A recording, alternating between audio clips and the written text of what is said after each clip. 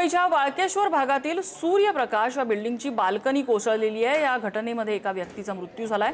धोकादायक बिल्डिंग म्हणून नोटीस का दिली नाही असं स्थानिकांनी आरोप केलाय। कामगार साफसफाई करत असताना अचानक स्लॅब कोसळला आणि त्यामध्ये एका व्यक्तीचा मृत्यू झालाय। मुंबईत सध्या पावसाचा जोर जो आहे तो वाढलेला आहे। जोरासोबत अनेक दुर्घटना ज्या आहेत त्या घडताना पाहायला मिळत आहेत।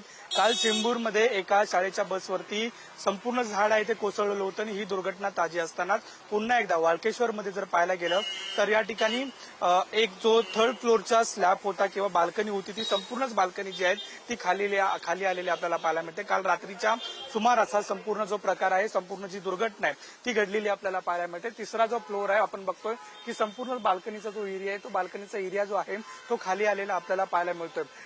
3 नंबरचा खरं तर हा संपूर्ण फ्लोअर आहे। ग्राउंड प्लस 3 नंबरच्या फ्लोअरवरती रात्री कामगार आलेला होता कामानिमित्त आणि तो कामगार साफसफाई करत असताना जेव्हा बाल्कनीमध्ये आला तेव्हा अचानक ही संपूर्ण जी बाल्कनी आहे ती खाली आलेली होती।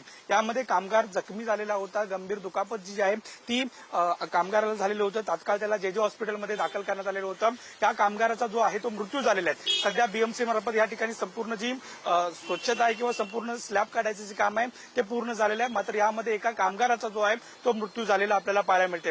त्यामुळे एकंदरीत चिंबूरची घटना ताजी असताना पुन्हा एकदा वाळकेश्वरमध्ये ही संपूर्ण दुर्घटना झालेली आपल्याला पाहायला मिळते। व्हिडिओ विकास सोबत नंदकिशोर गावडे, पुढारी न्यूज, मुंबई।